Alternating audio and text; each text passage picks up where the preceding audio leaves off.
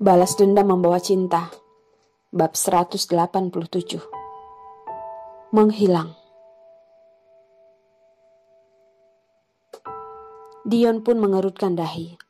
Bahkan dia juga tidak merasa telepon sudah ditutup dan masih mendengar telepon itu. Hendra bawa Cindy kemana? Wajah Dion pun berubah.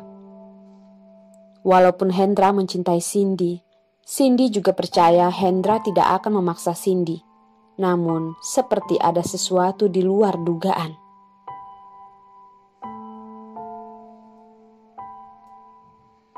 Barusan kamu sedang telepon dengan siapa? Dita melepaskan telepon. Tiba-tiba mendengar suara dari belakang. Dita mendengar suara ini pun langsung terkejut. Sekujur tubuhnya pun bergetar. Karena anak-anak sudah tidur, Dita pun mematikan lampu. Malam ini bulan sangat terang, bahkan bisa berharap pada cahaya bulan untuk menerangi kamar. Dan sekarang kamar sangat tenang. Tiba-tiba muncul satu orang. Dan orang ini bukanlah orang lain. Orang yang selalu berhubungan dengannya. Hendra. Di mana Cindy? Jantung Dita berdetak kencang. Dia sangat takut. Dilihat Hendra seperti itu. Dia seperti sedang diinterogasi. Ini bukanlah Hendra yang dia kenal. Apakah barusan kamu menelpon dengan Dion? Ucap Hendra dengan suara dingin. Suara ini membuat Dita takut. Tidak tahu Hendra akan begitu menakutkan. Tidak, aku hanya mencari Dion.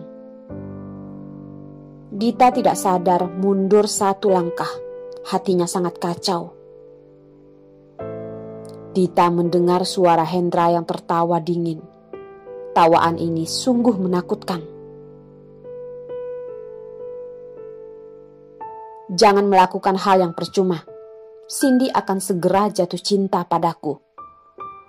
Hendra pun berdiri. Rumah yang mewah dan kosong ini pun terasa mengerikan. Dita pun merasa tidak bisa bernapas dan semua ini dikarenakan pria yang dulunya sangat dia kenal. Dasar gila. Kata ini pun keluar dari mulut Dita. Kamu apain Cindy? Dia sangat baik kok. Hendra sedang membereskan bajunya. Melihat Cindy, aku tidak akan menyentuhmu. Namun, aku anjurkan kamu sebaiknya patuh sedikit. Jangan berhubungan dengan Dion. Ini adalah peringatan. Hendra pun membereskan baju dan melototi Dita. Sekarang, telepon Dion. Beritahu dia kalau Cindy sudah pulang. Hendra sudah berdiri di hadapannya dan mengeluarkan ponsel. Dita pun merasakan ancaman dari Hendra. Suara bayi pun merusak ketenangan di kamar. Hendra pun menghentikan langkah Dita, hanya melihatnya dan tidak berkata, masih berada di posisi semula. Hendra yang segila ini tidak tahu akan melakukan apa dengan anak-anak. Dion pun duduk di ranjang. Dia pun sedang berpikir. Melihat telepon dari Dita, dia secepatnya bangkit. Cindy? Dita melihat Hendra berkata, Cindy sudah pulang. Kamu tidak perlu khawatir. Dion pun tenang. Sekarang Cindy sedang mandi. Kelihatannya sangat lelah. Sudah sangat malam. Ada urusan besok baru bicarakan. Ucap Dita menutup telepon. Hendra pun menunjukkan wajah yang puas. Dia pun berkata, Tidak ingin dua anak itu dalam masalah, maka diamlah. 3 hari, hanya dalam waktu 3 hari.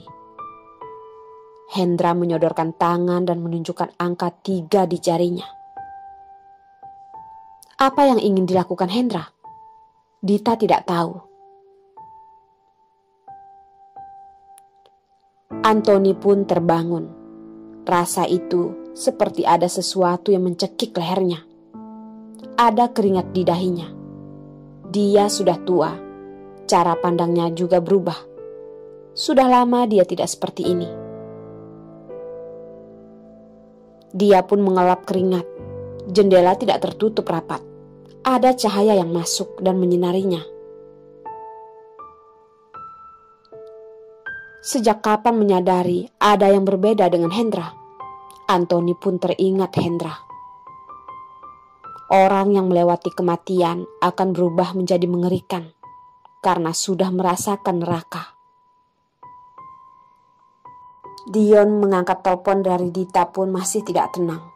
Tidak berhenti berpikir. Dia sangat jarang merasa begitu tidak tenang karena tidak ada yang tidak bisa dikuasainya. Bahkan Cindy yang akan menjadi pewaris, dia juga tidak tenang. Itu semuanya berasal dari kepercayaan dirinya. Elsa melihat kamar Dion masih terang. Dia pun mengetuk pintu. Aku lihat kamu masih belum tidur. Aku membawakanmu segelas susu. Dion melihat susu di piring. Dengan dingin berkata, bukankah kamu sedang hamil? Hal seperti ini biarkan pelayan yang melakukannya. Kamu istirahat saja. Namun Elsa pun tidak terlihat ingin pergi dan berjalan mendekati ranjang. Dia berkata, Dion, kamu begitu terburu-buru mengusirku pergi. Dion yang sedang tidak senang, apalagi menghadapi wanita seperti ini. Dia pun semakin tidak senang. Kamu tidak mau pergi. Baiklah, aku tanya kamu. Bagaimana Hendra bisa menyogok Dr. J? Elsa pun terkejut mendengarnya. Dion tidak ingin membuang waktu dengannya. Dr. J sudah dia teliti lebih lama, namun tidak menyadari alasannya. Dr. J tidak kekurangan kekuasaan, posisi, bahkan dia yang sudah begitu tua. Jadi dia tidak mengerti bagaimana Hendra menyogoknya.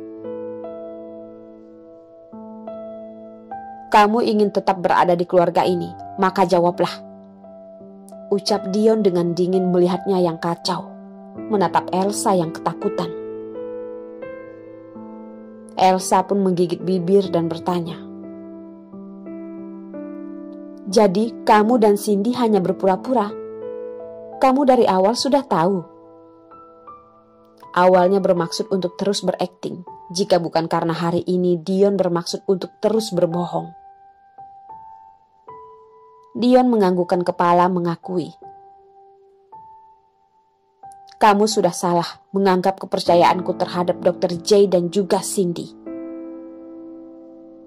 Elsa pun melihat ke arah lain dan berkata, aku hanya tahu kalau Dr. J bukan disogok. Yang lain aku tidak tahu. Dion menaikkan alis, melihat perut Elsa berkata, asalkan kamu patuh, tidak membohongiku, anakmu tidak akan hilang. Namun kamu tidak boleh membohongiku. Tinggallah di sini. Dion pun berjanji pada Elsa. Melihat Elsa yang tidak bermaksud meninggalkan kamarnya, dia pun berjalan keluar.